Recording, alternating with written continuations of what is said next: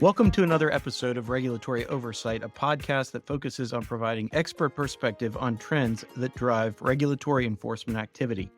I'm Stephen Peepgrass, one of the hosts of the podcast and the leader of the firm's Regulatory Investigations, Strategy, and Enforcement Practice Group. This podcast features insights from members of our practice group, including its nationally ranked state attorneys general practice, as well as guest commentary from business leaders, regulatory experts, and current and former government officials. We cover a wide range of topics affecting businesses operating in highly regulated areas. Before we get started today, I want to remind all of our listeners to visit and subscribe to our blog at regulatoryoversight.com so you can stay up to date on developments and changes in the regulatory landscape. Today, my colleague Amy Williams speaks with Jenelle Beavers and Rob Sayegh from the global management consulting firm Alvarez Marsal on the state false claims acts, the way those state acts are unique from their federal counterpart, and ways to avoid FCA risk. Amy, a partner in our Regulatory Investigations, Strategy, and Enforcement Practice Group, has over 30 years of experience with a significant focus on False Claims Act issues. She regularly represents financial institutions in FCA actions, internal investigations, and government investigations, and also handles state attorney general investigations and enforcement actions. Jenelle is managing director of the Disputes and Investigations practice at A&M, where she specializes in investigating allegations of fraud, false claims, and conflicts of interest. She also advises clients on compliance and preventive management in regulated industries. Prior to joining Alvarez and Marsal, Jenelle served with the civil fraud section of the U.S. Department of Justice, leading large, complex investigations and litigation. Rob is a senior director in the investigations practice of Alvarez and Marsal. Rob's expertise is in financial crimes compliance and investigations and spans many areas like anti-money laundering, risk management, fraud mitigation, and more. Rob's career is marked by his time as an FBI special agent, where he led numerous investigations, honed his skills as an expert interviewer, and testified over 100 times in criminal court. I know we are all looking forward to your discussion. Thanks, Stephen, for that great introduction. And thank you to our guests, Jenelle and Rob, for joining us today. And with that, we're going to jump right in. Jenelle, can you just level set our audience and explain quickly what are state false claims acts? Yeah, sure. Thanks, Amy, and thanks for having us on today. Sort of lay the groundwork for state False Claims Act statutes. So over 40 states have a False Claims Act statute, and most of these statutes apply to healthcare fraud and non-healthcare fraud. So like their federal counterpart, the statutes allow either the state attorney general or a whistleblower to file a complaint alleging that a company has submitted a false claim to the government, the state government in this case, or caused someone to submit a false claim and essentially committed a fraud on the state government.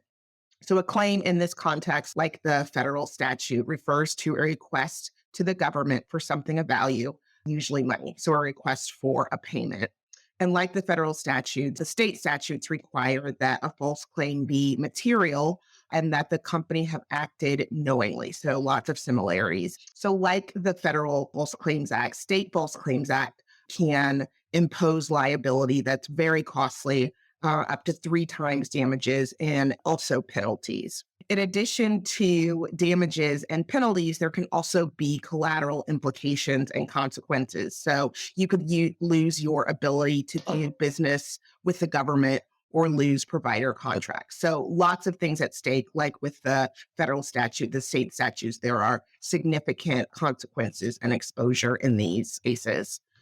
So I'm curious, Amy, in your experience, the ways I've talked a little bit about how similar the state statutes are to the federal statute. Maybe you could talk a little bit about how they are unique or different from the federal statute.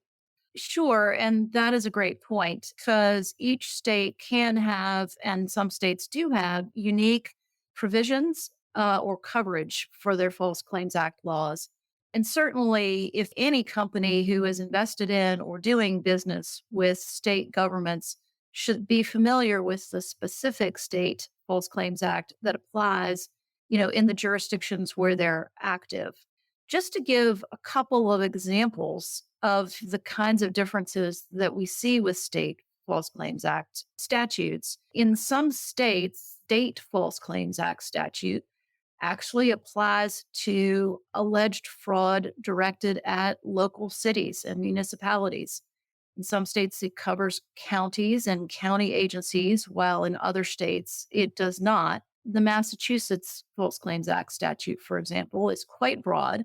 And in addition to the sort of normal government entities that one thinks of typically, when we're doing business with the government, a Massachusetts Office of Attorney General can pursue claims fraud was directed at universities if they're state owned or healthcare institutions if they're state owned. So that's one example of things to look out for. Another are unique provisions that target different conduct, or we might even say target the lack of conduct. And I'm speaking here of the third party beneficiary theory some states have baked into their statute. To use California as one example, California, it can be a violation of their statute if a company is the beneficiary of an inadvertent false claim, subsequently learns about the falsity of the claim, but then doesn't report it to the government. So this particular provision has been used to target affiliates or parents, perhaps, that are several levels removed from the actual sort of primary violator of the statute. And the concept behind, well, what does it mean to be a beneficiary, has been interpreted very broadly. For example, an affiliate who receives monthly management fees, that's deemed to be enough to potentially trigger the statute. The concept there of sort of being removed from the conduct and yet having exposure for it, Jenelle, to my mind, brings concept to mind that's a little bit different, but one certainly I think of interest to our audience. Can you talk about what you've been seeing in terms of private equity being targeted in FCA cases? Yeah, for sure. I think this is something that our listeners certainly should be thinking about to the extent that they are or work with private equity owners. As recently as February, DOJ has sort of publicly stated its intention to look at the role that PE firms and investors play in potentially facilitating fraud. So really looking at this sort of, broadening the scope of actors who could potentially be liable under the False Claims Act. So I think those entities should be really paying attention to this because particularly when the DOJ speaks publicly, prosecutors are sort of taking a look and following those investigative priorities. Given that, Amy, I'm curious if you're sitting in those shoes and you're in private equity, what do you think the best practices would be when you're thinking about these kinds of cases? Sure. And PE firms who are active in managing the day-to-day operations of their portfolio companies should certainly make sure that they are in the loop on reporting that's coming from an audit or risk function of the portfolio company. And they need to make sure, again, that as issues are being found, they're not being ignored, but instead they're being addressed and corrected moving forward. And they should also be asking questions, frankly, whether you're actively involved or not. PE firms ought to be making sure that portfolio companies are adequately investing in risk and in compliance, particularly as those companies grow and maybe take on new lines of business or expand their geographic scope. It's important to make sure that the investment in compliance and reduction of risk is commensurate with the growth of the company. Those are some of our practical tips for PE investors. Thank you, Amy. And thank you, Jenelle and Amy, for allowing me to participate on a very important topic. Just learning so much from both of you just sitting here listening. Jenelle, are there any particular industries where you see PE exposed and should be particularly concerned?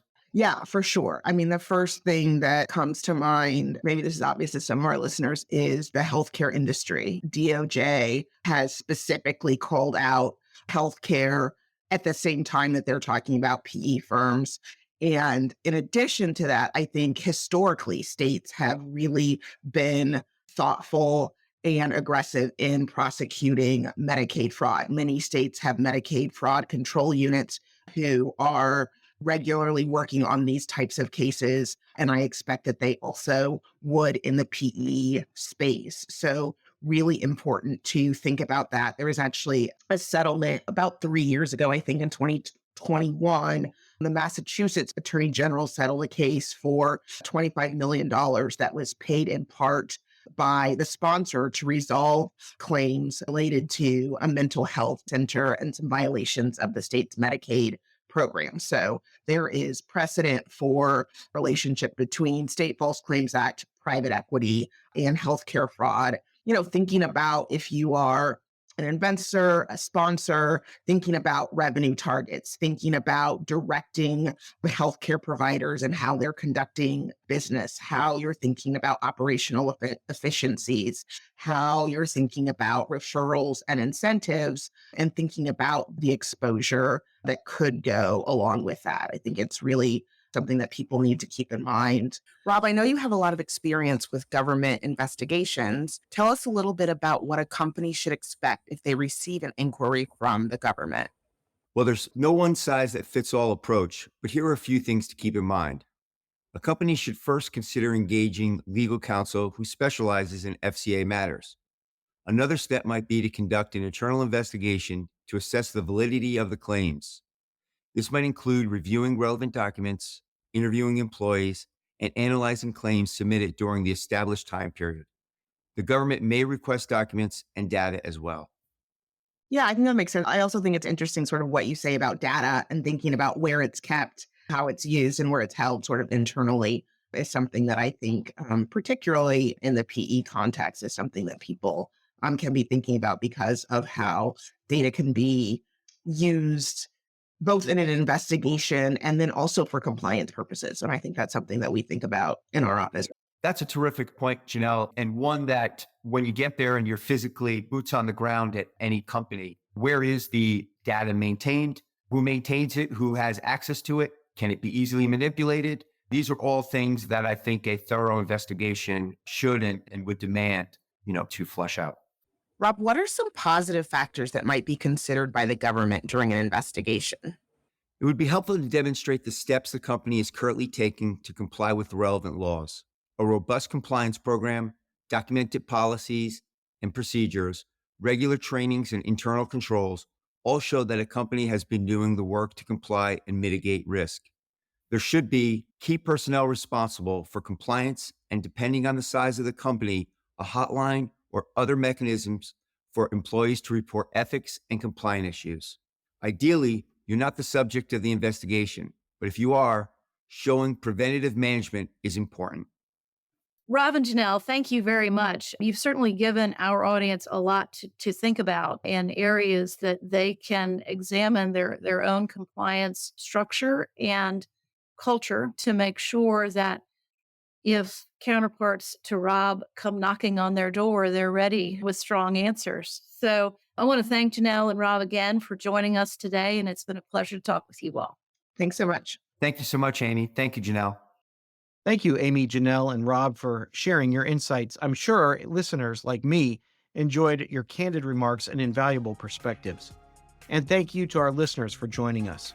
Don't forget to subscribe to this podcast on your preferred platform, be it Apple Podcast, Google Play, Stitcher, or any other. We look forward to having you join us next time.